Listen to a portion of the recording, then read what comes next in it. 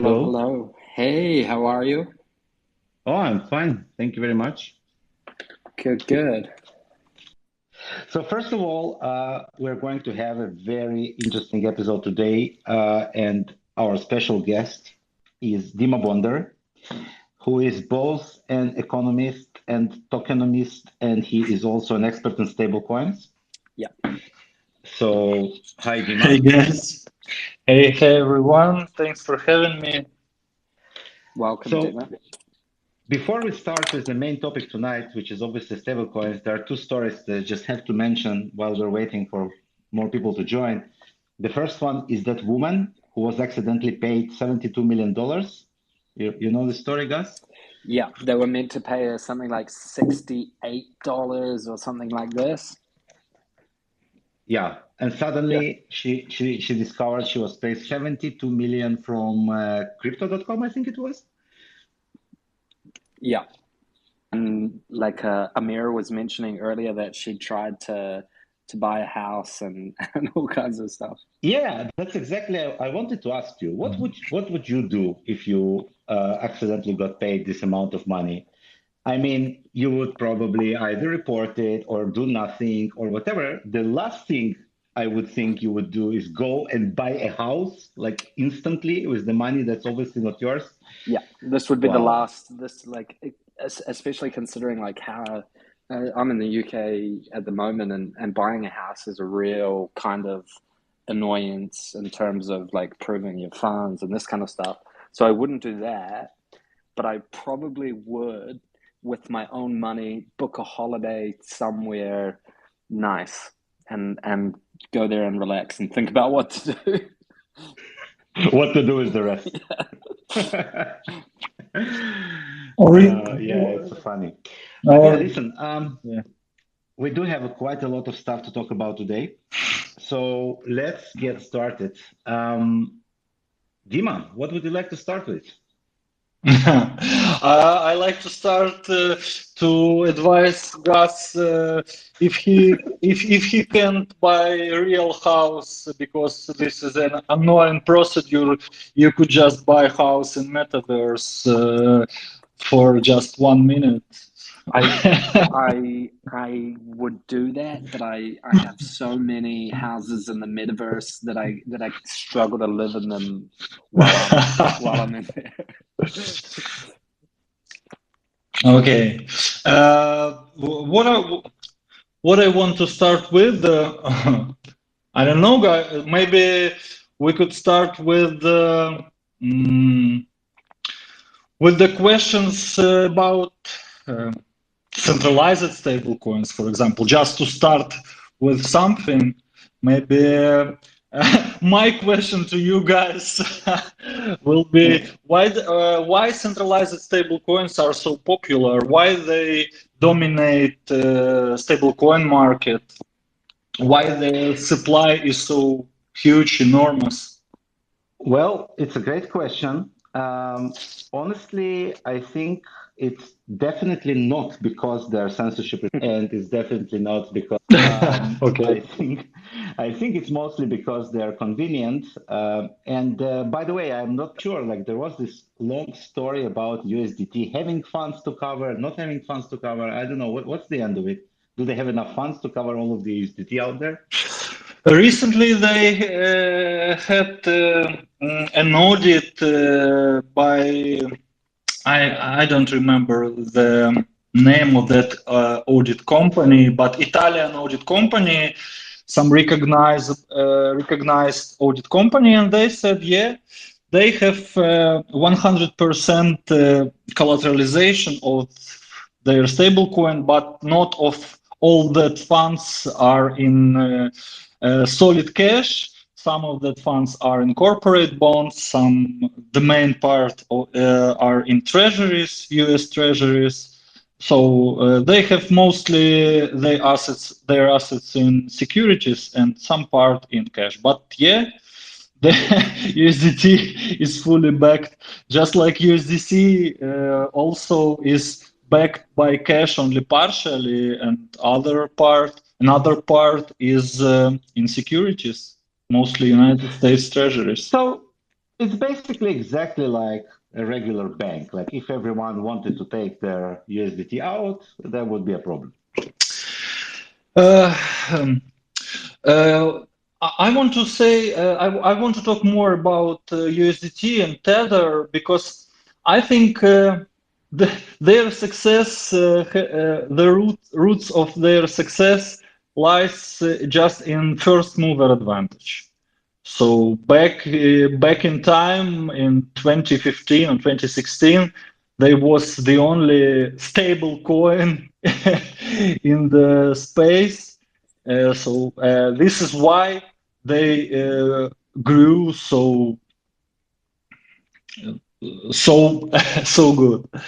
And after that, USDC came to the market, and that was the first USD-backed stablecoin, which is fully compliant, fully legally compliant, and transparent.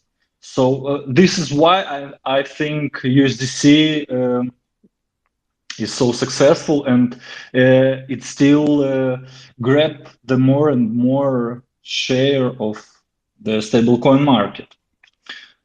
Yeah, I agree. So they didn't have that USDT FUD. And also we have, I think BUSD is also backed by dollars, right? Yes, but BUSD is a little bit another story because BUSD is just a Binance stablecoin. Binance has enormous user base, so this was quite easy for them to spread their stablecoin, to list it on Binance in particular. So their success was caused by a huge user base, I think. Yeah, when I think of it, it's amazing. I mean, it like took us so much time and effort to be listed on Binance, and like whatever Binance is doing is automatically listed on Binance. It's crazy, right? Yeah, but yeah, Yeah, but this is like not the most kind of interesting part of our story because obviously, it's just dollars in that form or the and other. this is why they are so popular because people are familiar with this. This is just a PayPal on a blockchain. So everyone loves PayPal. No, not everyone, but many people loves PayPal. And this is just a PayPal on the blockchain. People, it is easy to understand what it is, and it is easy to use. And you could redeem your stablecoin with USD without any additional steps, just like with PayPal or a regular bank account. And this stablecoin is fully backed by USD, so there is no problems with collateral that is so volatile as Bitcoin or ETH or something like that. And this all of this is advantages of that of that type.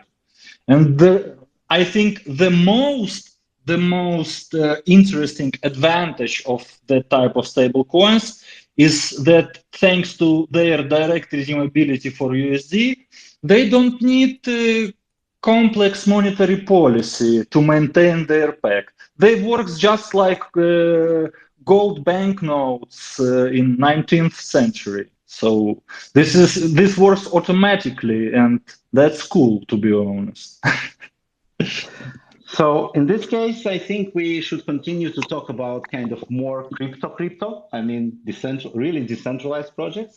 Yeah. And Yeah. let's start with MakerDAO. Yes, we should mention drawbacks of that kind of stable coins. And yes, the main drawback of them is centralization, and they are not decentralized, they are centralized. They are custodial solutions, and they are not censorship resistant at all. And of course, of these shortcomings, mm, are mitigated or have a solution in decentralized stablecoins. And you, I don't know. Do you guys what decentralized stablecoin do you have in mind? So when I say decentralized stablecoin, what do you think about? The first the first one that comes to mind for me at least is Make or Die. I don't know. Yeah, Die by Maker. This is for a long time. It was the only successful decentralized stablecoin, but in fact now we can't consider DAI as a truly decentralized stablecoin. And is the reason you mentioned true, like that it's less truly decentralized, is the reason for this that, or maybe I give a tiny background. When Make or Die first launched, you issue like or you open a CD, collateralized debt position. Yeah, CDP, collateralized debt position. So you would put your Ethereum in, and you would be able to mint sort of like a portion of the dollar in DAI, and you would owe that DAI back to the contract in order to get your Ethereum back. Since then, they've moved from this kind of system and opened it up to a wider range of collateral. Yeah. So now you can open CDPs with more currencies than solely Ethereum. Although there is still, and I think I have it in one of my wallets, there is still the single collateral DAI somewhere. I don't know. It funnily went to $10 in the bull market. But is the reason that you mentioned that it's less decentralized now because when they opened it up to further like collateralization, some of that was with centralized assets such as USDC, and this now makes up a large portion of that. Yes. This is the most popular part of the answer. So now DAI is backed. More than a half of DAI is backed by USDC. So it is just a wrapped USDC. But this is just a part of the answer, because when we are talking about decentralized stablecoin, first of all, we should understand what this decentralization means. I think that we can divide this answer into several parts. First of all, issuance of stablecoin. Is this issuance decentralized? In DAI case, yes. Anyone just call maker contracts and print some DAI. So, okay, issuance is decentralized. What about collateral? We already answered that now DAI is backed not only by decentralized collateral, mostly by centralized collateral in the form of USDC.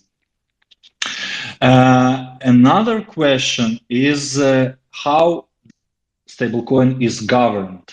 So, okay, it is non-custodial because smart contracts holds these collaterals, and okay, we can say that it is non-custodial. But what about governance? Is Maker's governance so decentralized? If we will check MKR distribution or participation in Maker governance, who vote on their proposals, we can see that there is a small group of holders, and in fact, Maker is governed by a small group of holders, and that's it. So in terms of governance, Maker is also not so decentralized as we expect. Yeah, and this I remember, at least not so much recently, I don't recall, but I remember like a year or 2 years ago, there was like proposals on Maker, and it was maybe 3 or 4 like entities that were pretty much deciding like whatever goes or whatever doesn't go, and they were kind of voting in unison with each other, and it was like Anderson, Horowitz, or however it's called, Yeah. and a few of them, and the maker guys themselves. But I did see more recently that like there was more maybe the like centralized aspect of it didn't change so much, but there were more kind of did government votes in recent months. Mm-hmm. Mm-hmm. I Yeah. mean, to Okay. their Please. credit, they have recently announced that they're trying to move off USDC. Yeah, finally. Okay. Yeah, so at least they're trying, right? So they're doing all the right But things. the problem is that they can't just eliminate that USDC from their collateral portfolio because DAI issuance is decentralized. So they should push their users to pull out that USDC from their contracts and don't bring it back. I mean, they have kind of two main mechanisms to control that. One is obviously you can adjust collateralization ratio, but they also have this very interesting savings rate mechanism. So you can kind of maybe play with these parameters to do that. Oh, DAI savings rate is another interesting part of DAI design because they pay you just for park your DAI. They don't use this DAI in any way. So this DAI just sit on their contracts and they pay for you. This is not productive, I think. And regarding that, I'm asking you about truly decentralized stable coin on Ethereum. Again, do you have in mind such a coin? So there is liquidity. Yeah, you know that. Yeah, I think that liquidity, we can say that liquidity is at least more decentralized stablecoin than current version of DAI. Because if we compare liquidity with DAI, we can see that liquidity is immutable, so it doesn't have any governance at all. They are immutable. They don't need to have complex governance framework to maintain that stablecoin. This is So could you tell us a little bit about like the differences in the design of liquidity and the MakerDAO? sure. The first one is that liquidity is collateral, just like earlier version of DAI. So liquidity is backed purely by ETH. So collateral is truly decentralized. Another important thing I mentioned already is governance. So liquidity doesn't require any governance at all. This is an immutable decentralized application, and I don't know many other examples of such an immutable dApp. After that, yeah, please go on. I was going to say, would one other example, or at least one that comes to mind, I think, would it be, and very different to Liquidity anyway, in terms of like application and kind of background behind the application. But was Uniswap v2 also just fired off into the Ethereum network and not upgradable and this kind of stuff? Okay, because its developers just leave it alone and don't develop it. They just switch to Uniswap v3. You mean Yeah. this? Okay. Just like Compound version 1 also, yeah? And yeah, but this kind of actually this leads to an interesting question, and it's although like it's an immutable contract, and I think this is beyond the scope of this call even, but an interesting question to think about. does this kind of immutability in the, for example, liquidity, it doesn't necessarily stop the team behind liquidity releasing a V2 and this kind of thing, similar to Uniswap and Compound, who have all released kind of upgraded contracts and this kind of thing. Yeah, you obviously can upgrade the contract, but I think in this case, most important is that there are no economic decisions like in Maker, for example, adjusting the rates and stuff. So that can be kind of performed on liquidity. So this is like, it's immutable in the sense that its rules, once it is deployed, never change. Yeah, exactly. And it will keep operating in the same manner. Its logic will never change by a malicious or benevolent governor. So yeah, I think this is an advantage. It brings some risks because if some bug will be explored, then yeah, that would be a catastrophic event. But it works, and I wish it works further. I think another important difference is how the auctions are handled, like when you have liquidation of the positions. Yeah, instant liquidations. Because if you take a look at lending dApps like Compound or Aave, you can see that their liquidations are immediate. So at the moment when position is margin called, any liquidator could liquidate it, repay debt, and that's it. In Maker's case, they have to handle complex auctions and waste their time.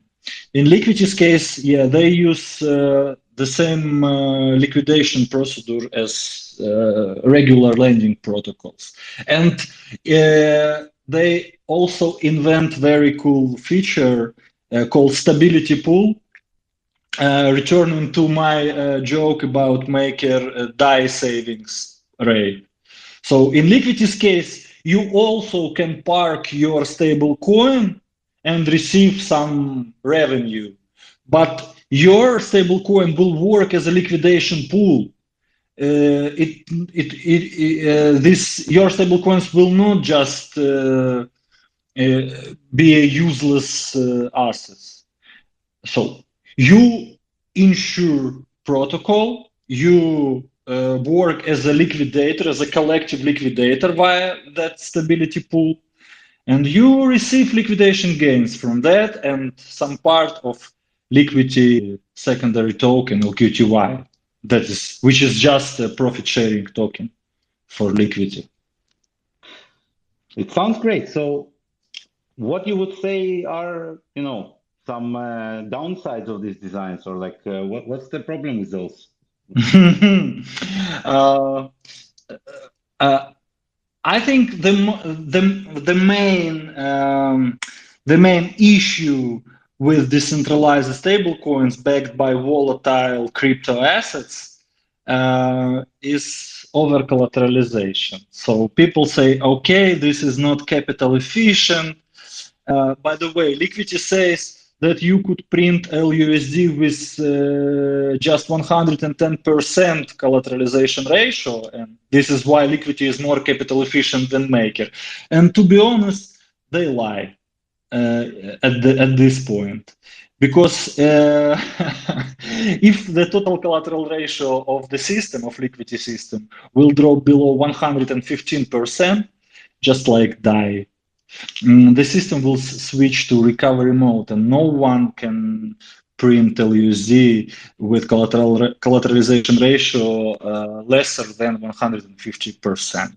So this is just a marketing trick. You could print LUSD with 110% CR only if someone printed this stablecoin with 200 or 300 collateralization ratio. 300%. Yeah, it's a kind of common trick. Like if everybody does that, it doesn't. yeah. But I think this point over collateralization is inevitable feature of decentralized stablecoins backed by decentralized collateral, and this is the main point of criticism for them. And this is where algorithmic stablecoins comes to this scene. Yeah. Yeah, I think this is one of the kind of most loud, I would say, topics or parts of the topic in stablecoins because first of all, personally, I used to call all of these coins that are not backed by, we used to call them algorithmic. But then when there was a problem, let's say with Terra, I kind of started differentiating between collateralized and algorithmic. So yeah, could you please explain us exactly what the difference is? Just like with our previous questions, I think it would be useful, first of all, to define what exactly do exactly we mean by algorithmic stablecoin. Let's do that. Okay, guys. So I'm asking you again. When I said algorithmic stablecoin, how do you understand this word, this term? Like no longer existing?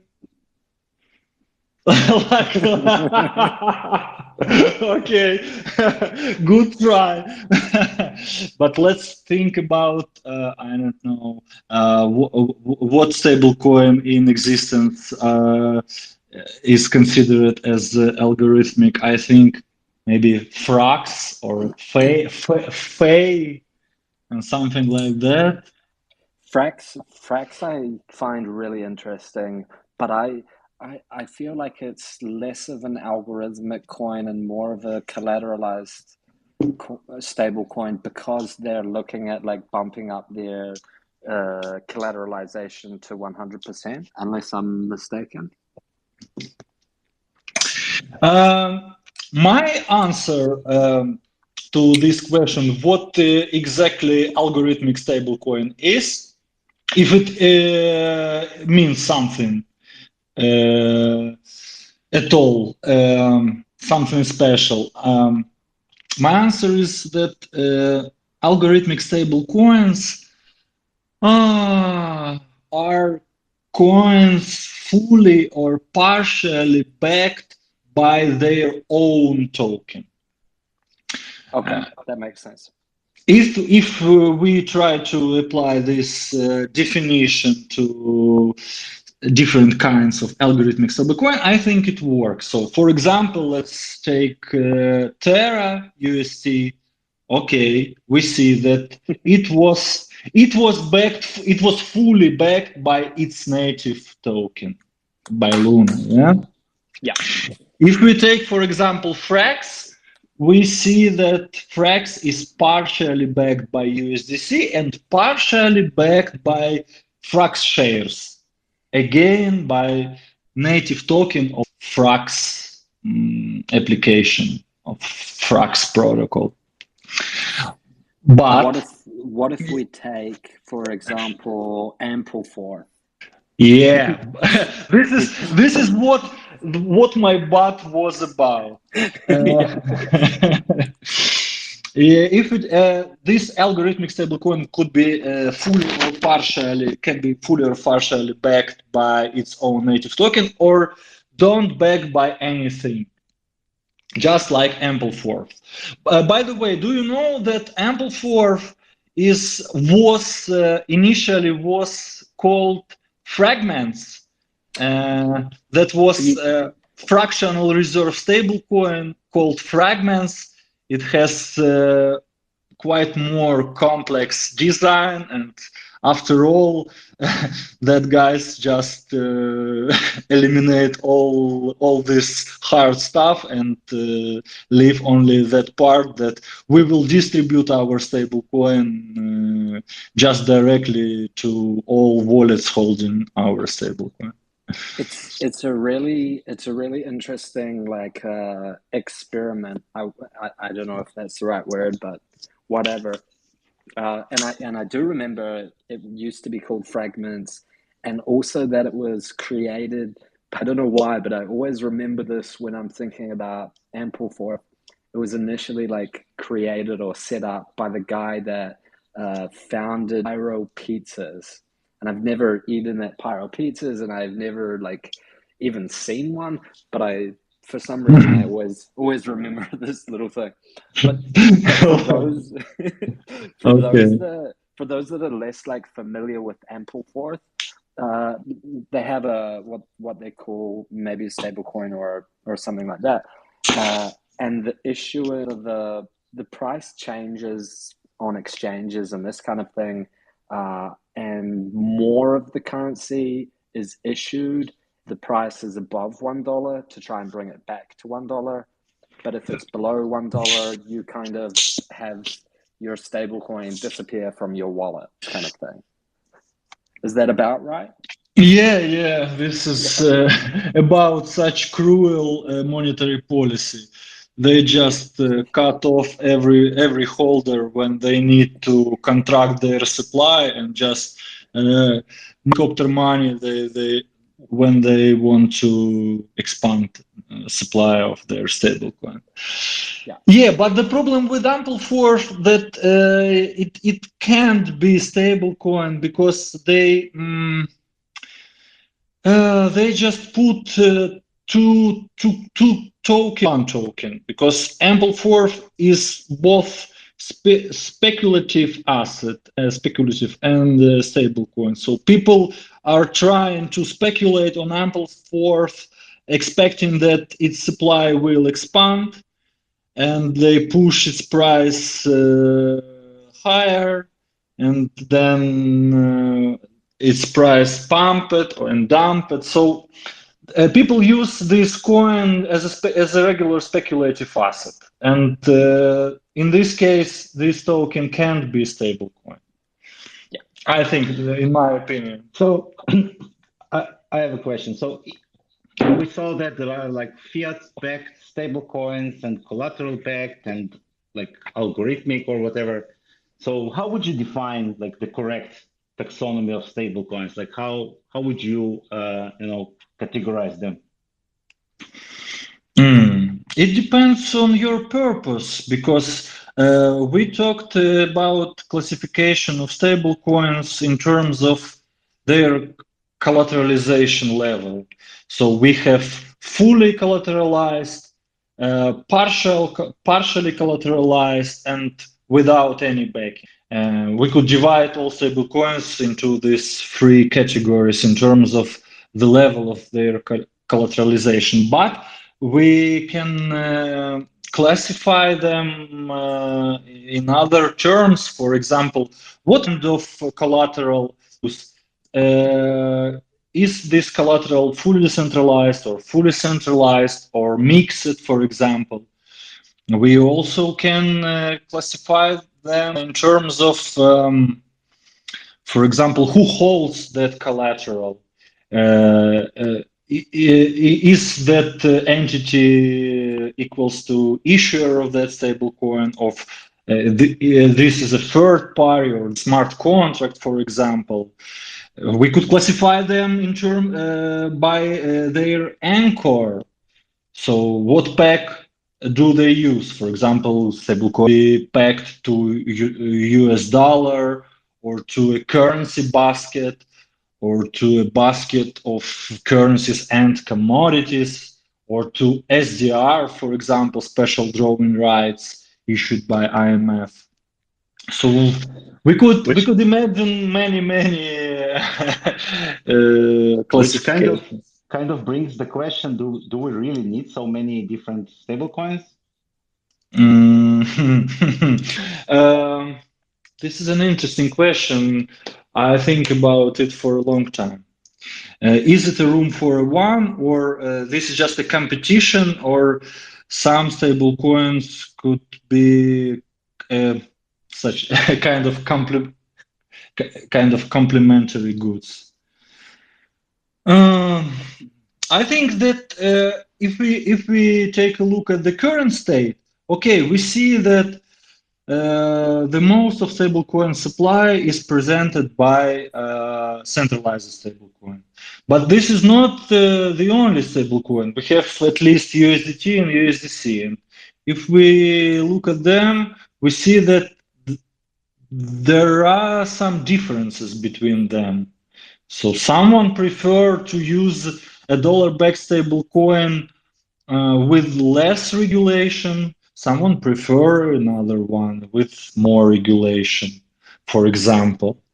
And maybe you just a great Binance fan and you prefer BUSD, for example, more than USDT and USDC because you believe to Binance, not to Circle or Tether Limited. I think during the recent Tornado Cash situation, I think Tether, like USDT, they said that they're not going to proactively sanction their.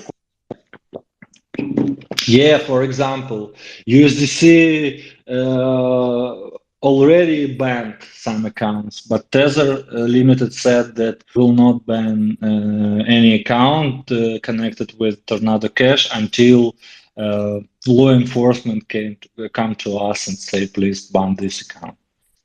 This is just an example. If someone maybe prefer decentralized stable coins, die mostly because of some ideological reasons or because they don't want to accept risks of custodial centralized stablecoin, for example. I have another question. Is there such thing as a private stablecoin? Sorry, could you please repeat it again? No, can you hear me now? Yeah. So I just asked if there's such a thing as a private stablecoin.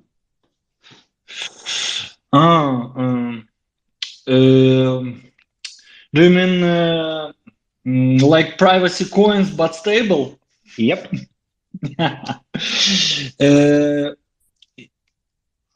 This is an interesting question because as for me, privacy, and I think it is obvious thing that privacy is an attribute of money, of cash. So for centuries, cash was a fully private medium of exchange. Yeah? Maybe I'm wrong. Yeah. And I think, okay, if privacy and confidential transactions are an attribute of cash, so it is obvious to invent, to develop a stable coin with privacy feature because stable coins aim to be just like regular money, want to be stable, and why not to? No, you're preaching to the choir here. I totally agree because, we are all about privacy, obviously. But I wonder if there are any other examples out there that are trying to do something like that besides our native blockchain. So I asked myself, do we have such a privacy stablecoins? Because I'm a stablecoin researcher and I want to know the whole market. And it was a surprise that there are barely no privacy stablecoins on the market. We have, I know only one privacy stable on the market. Its name is Heaven. Do you know Heaven Protocol? Yeah, I heard about it. Yeah, so they print stablecoin pegged to USD, but they just use a model similar to Terra. So they just print their native coin when you want to redeem your stable, and when you want to print that stable, you have to burn some of their native coin. So yeah, this model is not quite resistant. Its resilience is questionable, especially after Terra collapse. And besides that example, I don't know. Wait. I know another one project. It called Silk. but it is not launched as far as I know. It announced just as a stablecoin on secret network, but this stablecoin is also uses Terra model. They also want to print their collateral when you want to redeem and burn this. It's their native token when you want to mint that stablecoin. So collateral printer still popular, even after the idea is Terra still alive. collapse. Money printer is not good, but collateral printer is good. I don't know why. So I have at least two more questions. First of all, a lot of people that I talk to sometimes confuse between stable coins and CBDC. Could you explain what is the difference between these two completely different things? Wait, if it is a law, it is not forbidden. I just wanted to finish my about coins. So I said that we don't have privacy stable on the market except of Heaven, which is not so good as we want by its design. And the only solution that we have now is just to make your regular stable coin a little bit more private. So the first level is to just mix your coin using something like Tornado Cash. But now it is very dangerous for you.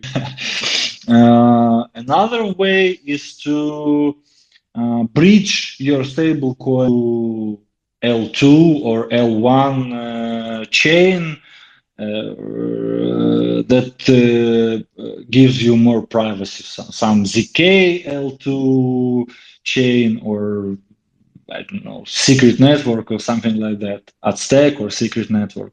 So you could bridge your stable coin to that network and use that stable coin confidentially there. But you still the stable coin is still just pseudonymous, not anonymous, because its core smart contracts are deployed on regular pseudonymous chain.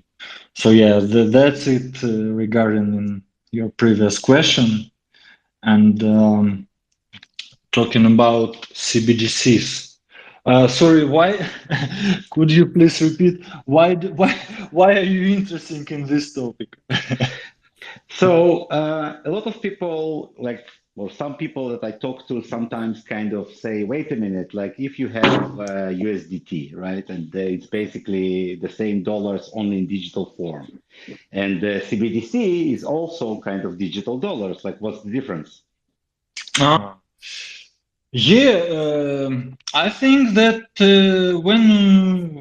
when we have CBDC, so just a digital national currency that gives you cheaper and faster transactions, payments compared to the current state of traditional banking system.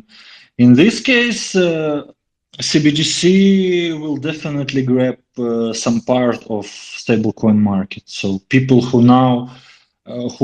are now using USDT or USDC will switch to these CBDCs because of more reliability of that digital currencies, because there is you don't bear counterparty risk in CBDC case, because in Tether or even Circle case you have to admit that you have a counterparty risk, issuer risk.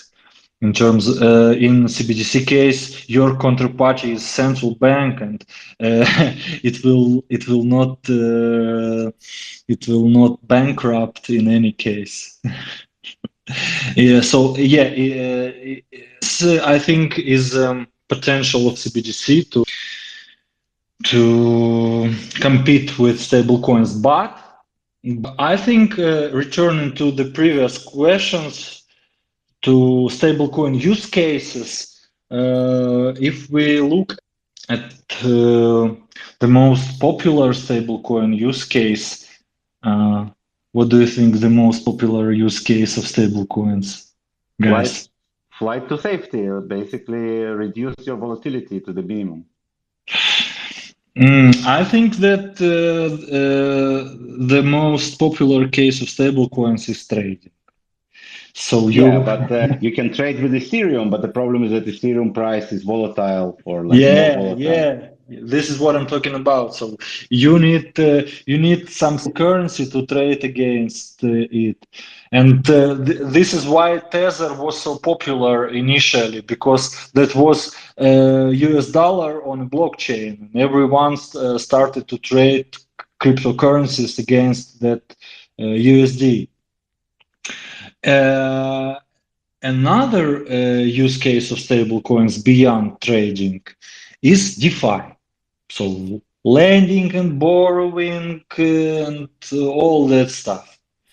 Um, if CBDCs will enter this space, if CBDCs will enter DeFi space, then yeah, maybe they can grab and this market. But as long as they not enter this space, people will still use decentralized stablecoins, for example, because decentralized finance, in my opinion, need decentralized money to be decentralized. And so, yeah, I think people will continue to use these decentralized stablecoins in DeFi. And Yeah, no, yeah. I totally agree. So when we're talking about censorship resistance, obviously only decentralized projects can achieve that if, as you mentioned, if they're decentralized both in their collateral and their governance and their issuance, that's for sure. And obviously, when you are talking about privacy, then yeah, like you need to be either on private L1 like Beam, or you need. So, by the way, what you said about ZK rollups, recently there were news that some exchanges, I think it was FTX, they tried to ask, they banned some of the transactions from Aztec, and they asked whoever wanted to deposit funds from this protocol to provide additional information, like about their transactions. So even though ZK rollups have a centralized point of entry, right? So you could potentially regulate that. Still, like exchanges are trying to be on the safe side and try to get control what is happening in even in zero knowledge. Now, it's a big problem because zero knowledge is not just for privacy; it's also a big part of the scalability solution for L2s. So it will be interesting to see what will happen to that. By the way, Bitcoin was also treated as a medium of exchange invented by criminals and for criminals. Initially, it was used on darknet, and regular people said that, oh, it is just for dark side of the finance system. But now public companies buy it and hold it in their treasuries. So let's see, maybe several years later, we will see the same change in privacy coins and privacy in general, financial privacy in general for crypto. Because financial privacy is a basic human right. So you don't have to be a criminal to ask for financial privacy. You just have to be a whale. Exactly. No, that's for sure. I will not argue with that statement.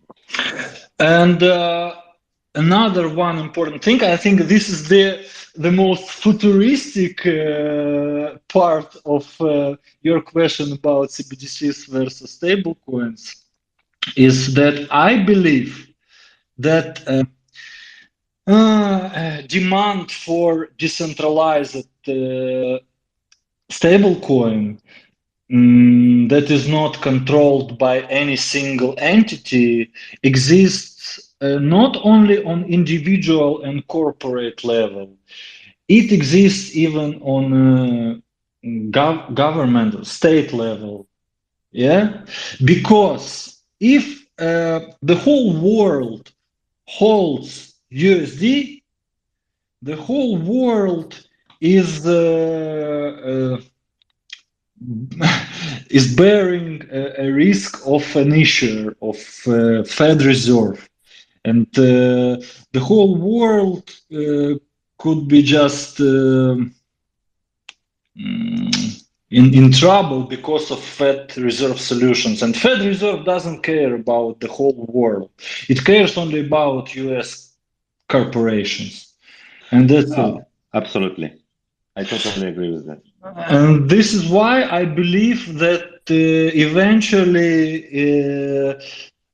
sovereign fund, the sovereign reserves will be diversified by decentralized coins, both volatile and stable. Decentralized stable coins will enter into central bank reserves, for example.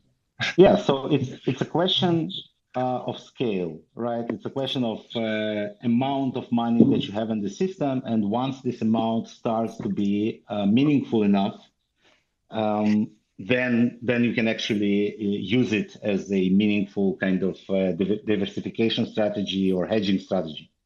Definitely, but what I'm talking about, that gold is still held in central bank reserves, because gold is not controlled by any single entity.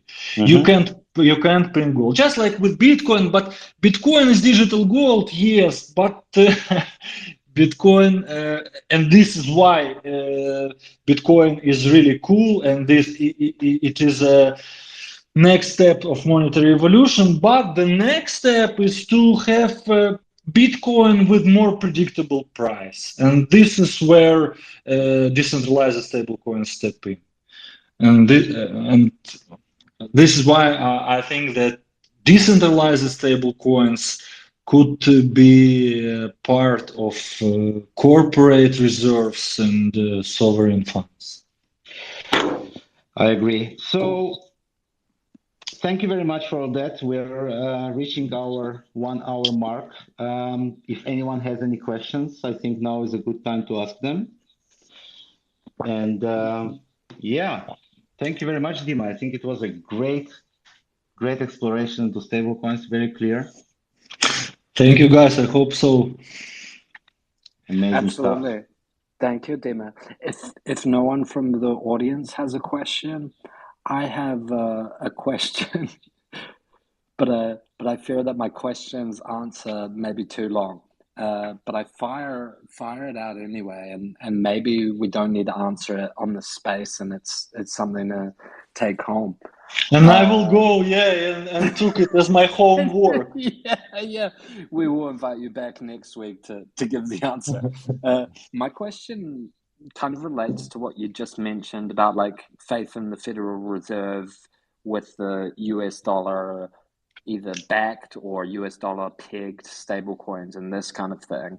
And my question is kind of, I don't even know if this is a question, but do you expect like the stablecoin space to expand beyond the US dollar?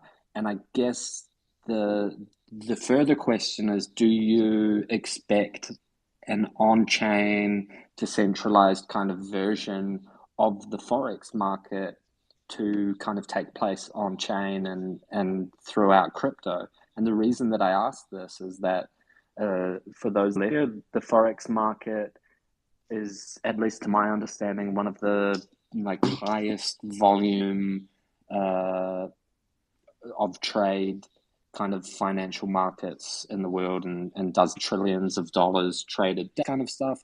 And also with more uncertain times globally, which we've been seeing a lot in the past few years, and well, past thousands of years. So I guess that's the question. Do you expect that the stablecoin space will branch beyond the US dollar, which we've seen a little of? And following up on that, do you expect like a big Forex market to kind of emerge on chain? I can answer the first question. I think there was already several projects, stablecoin projects, that their stablecoin to a different asset, not to United States dollar.